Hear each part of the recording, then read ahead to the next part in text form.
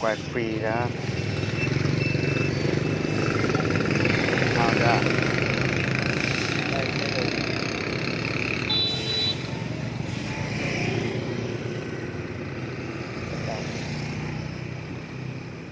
sai như vậy nè, đó bản đồ đó, 118 về phía đường Khánh Bình 05.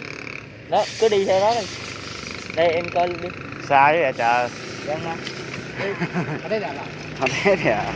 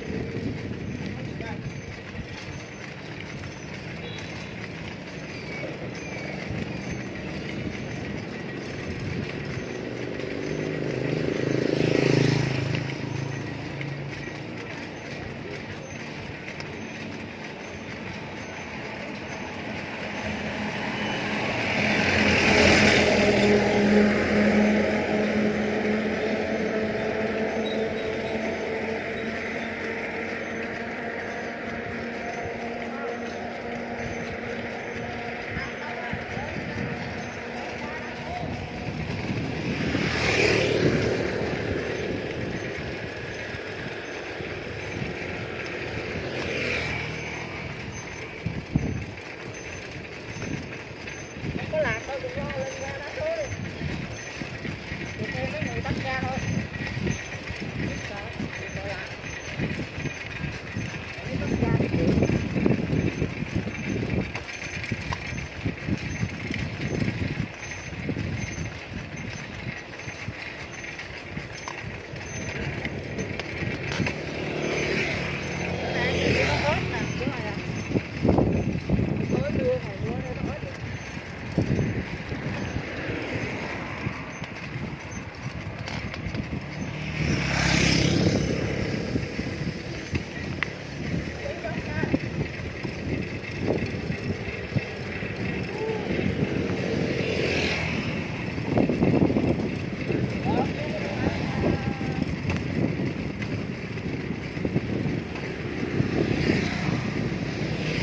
Gây hát cờ liêu.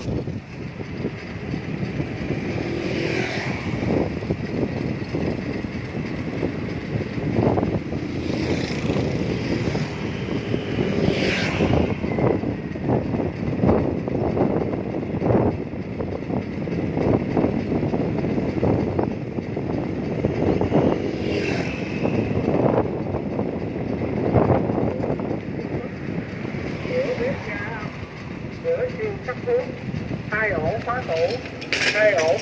Sao vậy? Ông gấp quá. Mẹ con ăn rồi.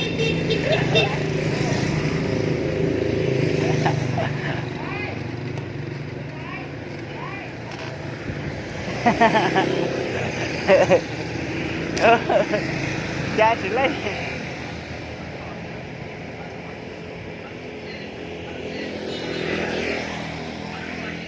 Bánh da lợn, bánh khoai nướng, bánh đậu xanh nướng. Xe lỗi chứ không?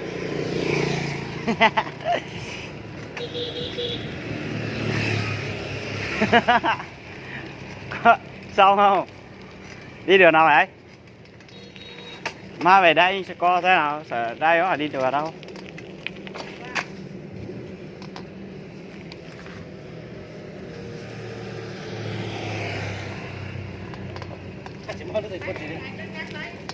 Hả? Trời ơi.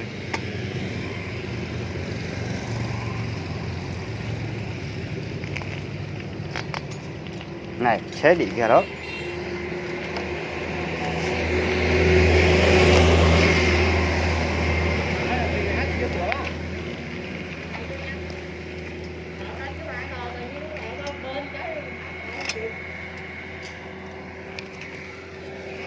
nãy muốn tê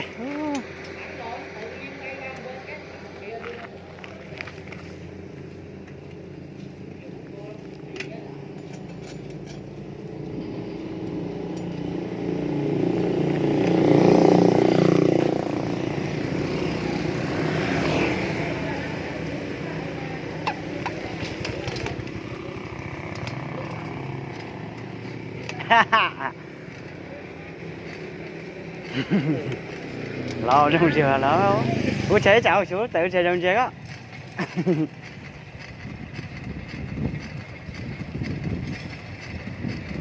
hôm nay mình đi câu cá đây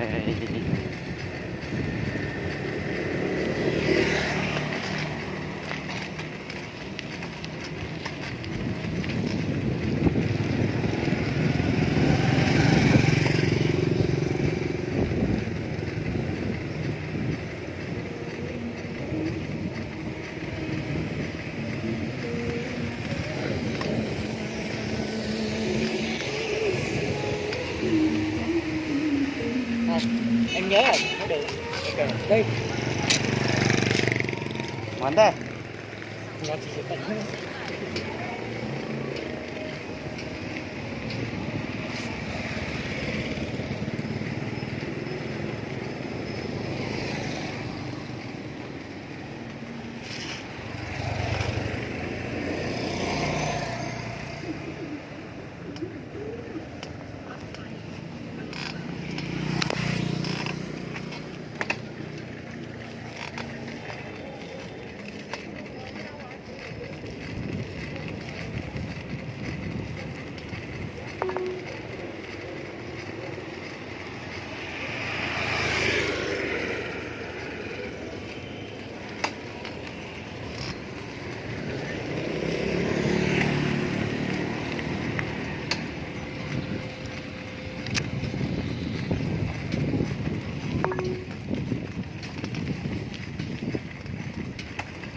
Một phần tư dặm nữa, rẽ trái.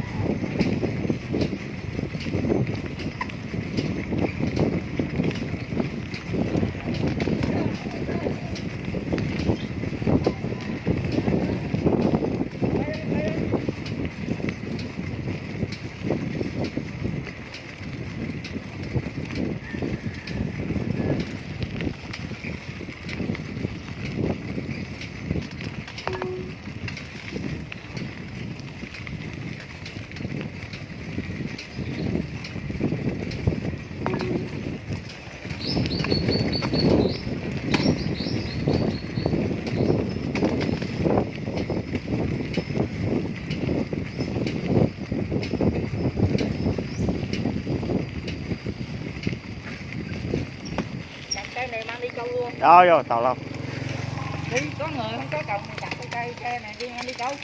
khá có gai rồi Hả? khá có gần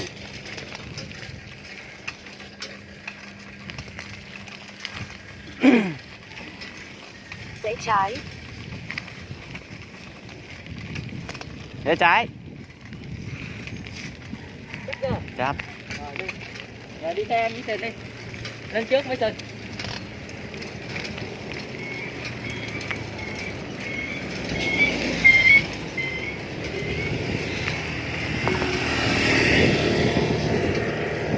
Một phần tư dặm nữa, vòng ngược lại.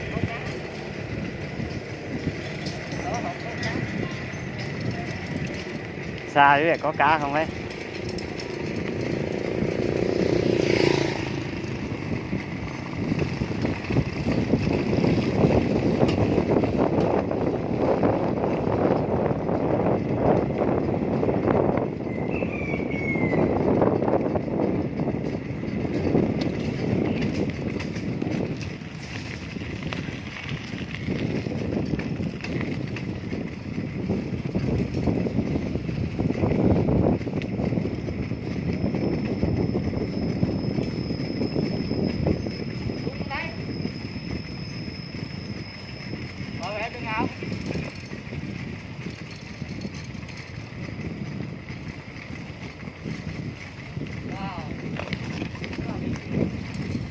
Hết chuối rồi. Hả? Hết chuối rồi. Gì? Hết chuối rồi. Cho mượn coi con rồi, cho mượn coi. 100 bộ nữa, vòng ngược lại. Cả bộ nữa, vòng ngược lại. Nhìn thấy sai sai rồi đó ơi. Ủa mà không nhớ hả? Cho mượn coi con rồi. Ôi.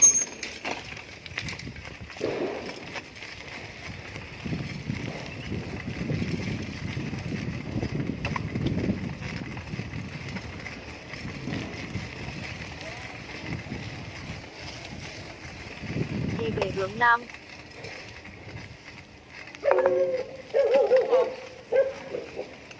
Vòng ngược lại, sau đó check sang bên trái. Mượn được, mượn cái điện thoại. Mượn cái điện thoại đi. Ai vào cô đây vậy? Coi anh nghĩ trình không được. Mượn cái điện thoại. Đấy, của anh cô chả đi được hơn mà trời ơi. Cho mượn coi. Sắp tới rồi sao lại quay về đây vậy trời. Em đi lậu hả? Lậu à. Rồi luôn à, em đi Check lậu sang bên trái. dẫn được rồi. Dẫn sai được mà. 1/4 dặm nữa, rẽ phải. Xuống ở đó kìa. Hả? Xuống ở đó thôi mà. Đâu cho mượn cái điện thoại. Cho mượn cái điện thoại. Từ có cái.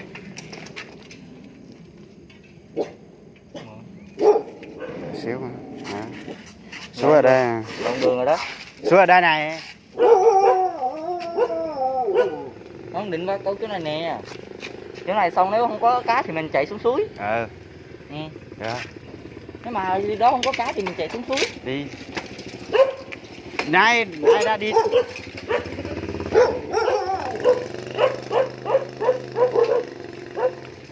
Chú.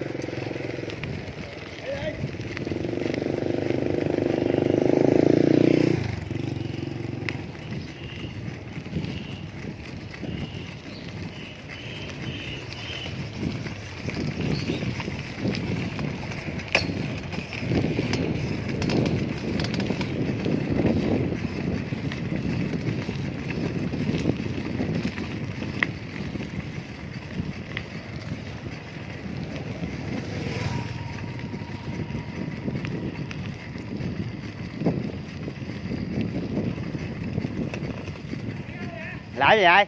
Đi đây nè. Đây nè. Ở đây nè, anh ơi. Giờ có phải đâu? Không phải không? Đưa cô vào, đừng có đi lộn à. Này đó. Thì một hai tiếng vào cho đời đi không. 500 bộ nữa, rẽ phải.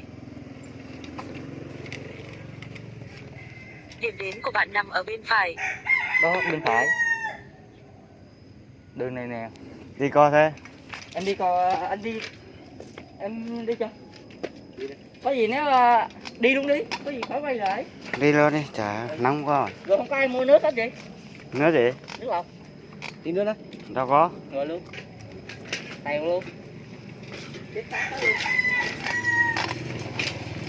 Thọt tè rồi.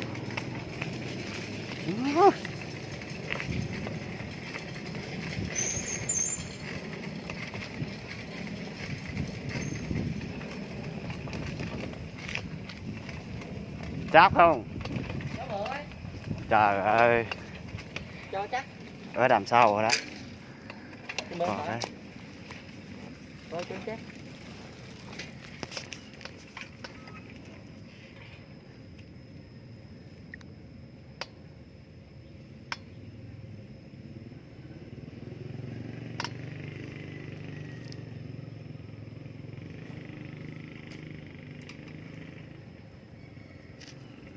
Đúng không?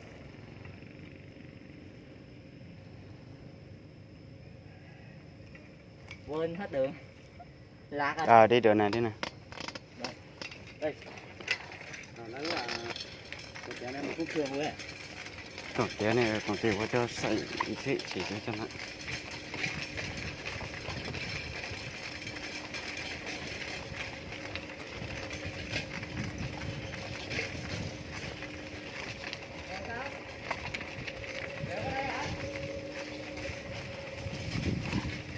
Ờ. Đây đây.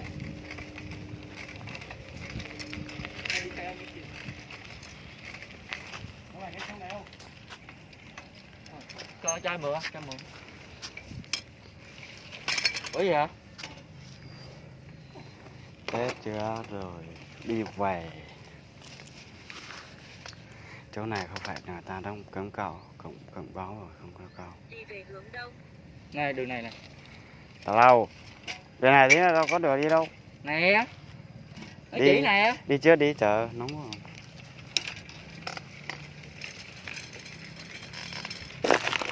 Tào lâu vậy. Đi cả này hạt chợ rồi, cứ nữa đi chết đó. Nó dắt bộ đấy, đường này dắt bộ đấy cho ăn. Không, đạp đi luôn. Ba tử sẽ.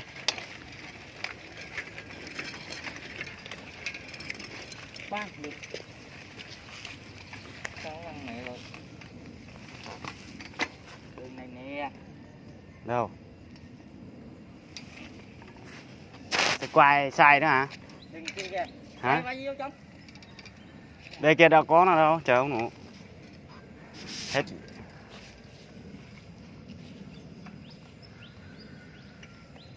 Tí dưới nè. Cái này à.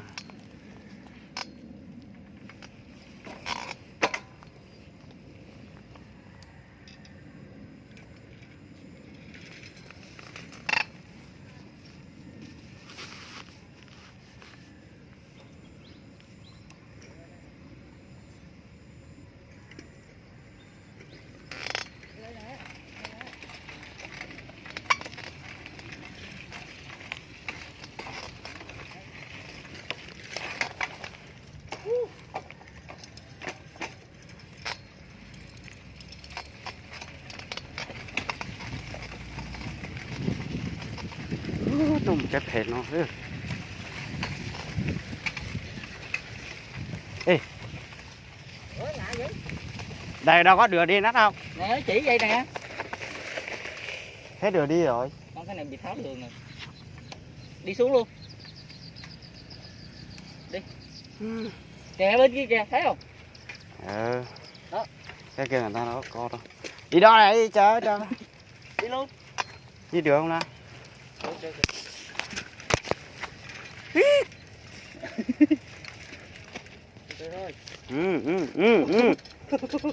Rồi mới dài luôn. Trời. Đưa đây. Dắt xe. Ô đây còn nặng hơn nữa. Hả? Đây còn nặng hơn nữa. Mua ta chết thành cho họ mà mua này. Hả? Mua ta chết thành cho họ mà mua này. Để xe ba đây nè, em lôi đầu nó lên. Trời ơi, nghĩ sao mà sao chỗ đó mình vào đây vậy trời ơi. Bây giờ nó đường nó chỉ tay đi theo đó. Đuôi nha.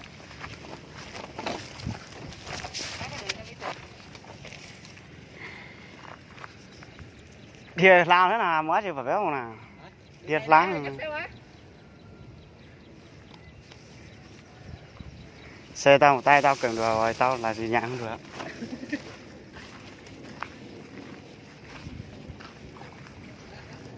Chỉ một béo một tọng, ở đây mà hết. Đi đi. À, nhớ là đây là nhớ trong tiệm. Lên đây nè, lên đây nè. Dắt xe ba. Mua. Mua lên. Làm thế nào? Chỉ đâu mua chơi thôi, chơi trò chơi mà. Thì ấy chồng làm là tin không? Nhảy qua đi. Con đừng nhảy ngang luôn à. Chú tệ. Trời ơi, chỉ ra đi trời ơi chú này sao mà. Giờ Chỉ ra đi. Xe này nhẹ à. thôi gửi giò cái ơi. Nó hết rồi mất xem po đấy. Đúng làm đi. Luôn luôn cái này. Chứ gửi giò cái. Đi xe có được đi nữa không?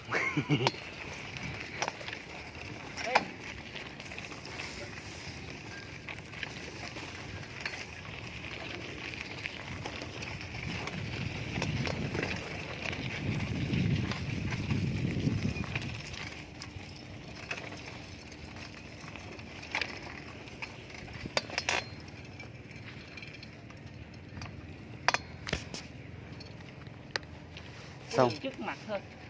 Lần Cái này này chết cạn, cái này chắc cạn, rồi. cái này cạn.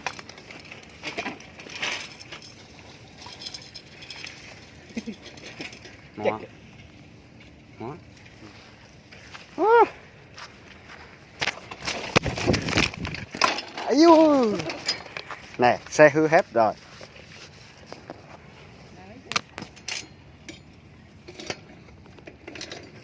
Lão à, cho tôi một tay nào hư.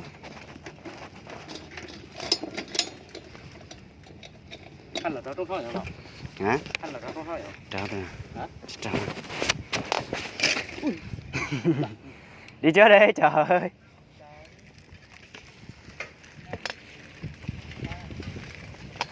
Có sợ người ta đá không đây? Không. Không. Cái này măng lưới lợn với tôm cá rồi. Là sao có cá? Kìa, đừng dưới kìa. Thôi, đừng vô nha, cái đó có lỗ mà. Rẽ phải.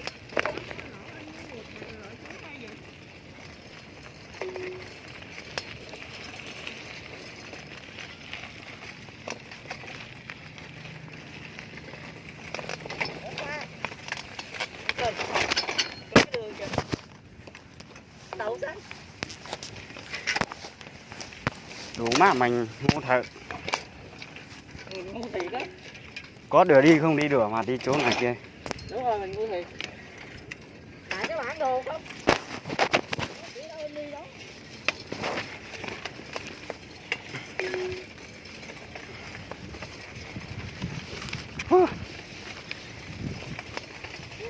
Rẽ phải.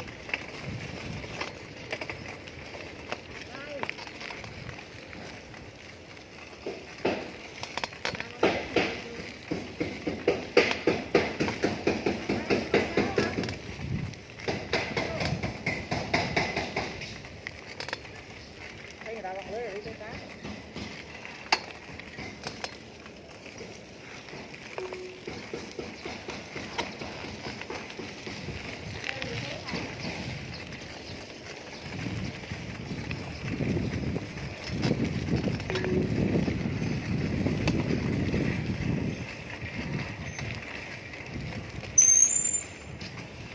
Ao này người ta đó cho câu mà thì câu. Có, anh thấy người ta thả lưới không? Đậu xe đây đi. Tí nếu mà xe thì sao? Khóa xe lại. Ê, đâu có chìa khóa đâu. Thôi cái đi, thôi đi luôn. Xuống luôn. Để xe này đi mà.